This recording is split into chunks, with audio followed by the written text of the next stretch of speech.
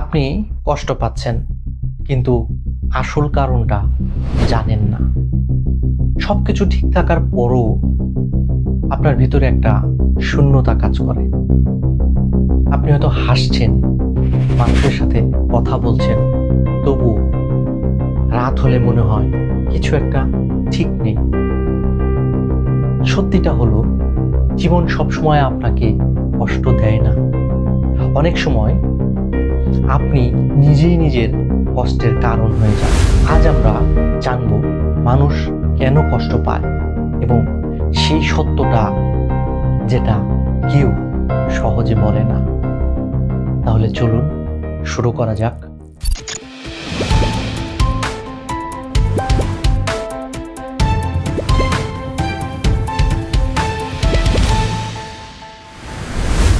কাছে বা দূরে, দেশে বা বিদেশে, ফেসবুক বা ইউটিউবে যে যেখান থেকে আজকে আমাদের এই ভিডিও দেখছেন, তাদের সবাইকে জানাচ্ছি প্রাণঢালো অভিনন্দন ও শুভকামনা। চলুন আমরা কয়েকটা সিচুয়েশন কল্পনা করি। সিনারিও 1, আপনি কারো জন্য কিছু করলেন, সময় দিলেন, সাহায্য করলেন, কিন্তু যখন আপনার প্রয়োজন হলো তখন তাকে আর খুঁজে পেলেন না। তখন আপনার কেমন লাগে? আপনার মনে হয় আমি কি এতটাই অপ্রয়োজনীয়? 2 নাম্বার দৃশ্যে আপনি দেখছেন, আপনি সোশ্যাল মিডিয়াতে দেখলেন সবাই ভালো আছে, হ্যাপি আছে, আর আপনি ভেতরে ভেতরে কেমন ভেঙে পড়েছেন। তখন মনে হয় আমার জীবনটা এমন কেন? এই ফিলিংসগুলো খুব কমন, কিন্তু আমরা এগুলোর আসল কারণ বুঝি না। বেশ কিছু কারণ রয়েছে। প্রথম কারণ এক্সপেকটেশন বা প্রত্যাশা। আমরা যখন কাউকে ভালোবাসি বা গুরুত্ব দেই, আমরা অজান্তেই আশা করি সেও আমাদেরকে একইভাবে গুরুত্ব দিবে।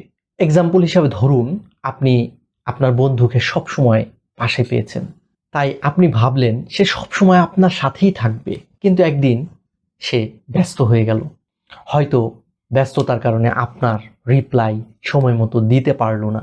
তখনই আপনার মনে হলো সে বদলে গেছে। আসলে সে না, আপনার এক্সপেকটেশন ভেঙেছে। আপনার তার প্রতি যে এক্সপেকটেশনস ছিল, সেই এক্সপেকটেশনসটা ভেঙে গেছে। তাই এক্সপেকটেশনস যত বেশি, আপনার পেইন বা কষ্টটাও তত বেশি। দ্বিতীয় কারণ অ্যাটাচমেন্ট বা আসক্তি।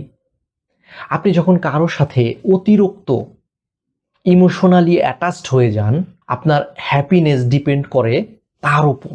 আমরা উদাহরণ হিসাবে বলতে পারি, একজন মানুষ আপনার সাথে প্রতিদিন কথা বলে, হঠাৎ করে সে কম কথা বলা শুরু করলো। আপনি ইমিডিয়েটলি ফিল করলেন আপনার কিছু একটা হয়ে গেছে, কিন্তু আসলে আপনি নিজেকে তার সাথে বেঁধে ফেলেছিলেন, তাই সে দূরে চলে গেছে। এটা আপনি মানতে পারেননি, আপনি ভেঙে পড়লেন। তৃতীয় কারণ ওভার থিঙ্কিং। একটা ছোট্ট ঘটনা আপনি বারবার ভাবতে থাকেন, মনে মনে রিপ্লাই করেন, সে কেন এমন করলো? আমি কি ভুল করেছি? ধরুন আপনার সাথে আপনার স্বামী বা স্ত্রী কথা বলছে মেসেজের মাধ্যমে। হয়তো আপনার অপর পাশের যে ব্যক্তিটি, আপনার স্ত্রী বা স্বামী, সত্যিকারের ব্যস্ততার কারণেই সে শুধু আপনার মেসেজের উত্তরে ওকে লিখে রিপ্লাই দিল। আর আপনি 1 ঘন্টা ধরে এটা ভেবে চলেছেন, সে কি রাগ করেছে? সে কি আমাকে ইগনোর করেছে? রিয়েলিটি কিন্তু কিছুই না। সে হয়তো আসলেই খুব গুরুত্বপূর্ণ কাজে ছিল, কিন্তু আপনার মাইন্ড গল্প বানিয়ে ফেলেছে। রেজাল্টে কি হলো? কাল্পনিক কষ্ট বাস্তবে আপনাকে কষ্ট দিতে থাকে। চতুর্থ কারণ সেলফ ওর্থ প্রবলেম, অর্থাৎ আপনি নিজের মূল্য অন্যের বিহেভিয়ার দিয়ে মেজার করেন। যেমন কেউ আপনাকে ইগনোর করলো, আপনি ভাবলেন আমি যথেষ্ট না, কিন্তু ট্রুথ হলো তার বিহেভিয়ার আপনার ভ্যালু ডিফাইন করে না, আপনি নিজেই নিজের ভ্যালু। এই ব্যাপারটা আপনাকে রিয়েলাইজ করতে হবে।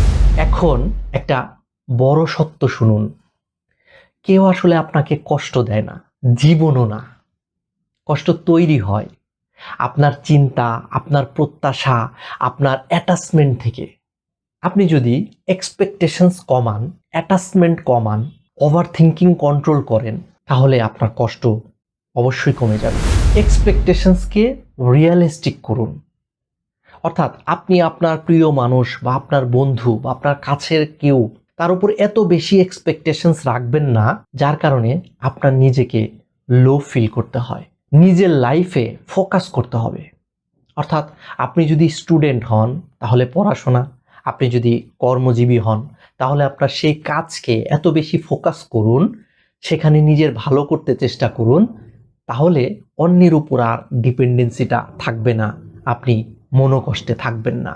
আপনার যে চিন্তাগুলো সেগুলো খুব সুন্দর করে লিখে ফেলুন, প্রতিদিনের চিন্তা প্রতিদিন লিখে ফেলুন এবং নিজেকে ভ্যালিডেট করুন। অর্থাৎ আপনি যে কাজ করছেন বা আপনি যে পড়াশোনা করছেন সেখানে কি আপনার শতভাগ আপনি দিচ্ছেন, নাকি আপনি অন্য সব চিন্তা ভাবনার মধ্যে থেকে আপনার অরিজিনাল যে কাজটা, আপনার যেটা প্রয়োজনীয় কাজ, সেটা থেকে আপনি অনেক দূরে সরে যাচ্ছেন। এভাবে নিজেকে ভ্যালিডেট করুন। যেমন প্রতিদিন রাতে আপনি 5 মিনিট লিখুন, আজকে আমি কি ভালো করেছি, এরকমভাবে লিখুন। এতে নিজের সেলফ ওর্থ বাড়বে। আসলে কষ্টে থাকা খারাপ না, কিন্তু কষ্টে আটকে থাকাটা খারাপ। অর্থাৎ আপনি কষ্ট পাচ্ছেন, আপনি অনুভব করতে পারেন, আর সেটাই আপনার সবচেয়ে বড় শক্তি। কমেন্ট করে বলুন আপনার সবচেয়ে বেশি কষ্ট কোন কারণে হয়ে থাকে। আর যারা এতক্ষণ ধরে আমার এই ভিডিও দেখছিলেন তাদের সকলকে অসংখ্য ধন্যবাদ। পরবর্তী সময়ে আরও এরকম ভিডিও পেতে আমার এই চ্যানেলটিকে সাবস্ক্রাইব করে রাখতে পারেন। সবাই সুস্থ থাকবেন, ভালো থাকবেন।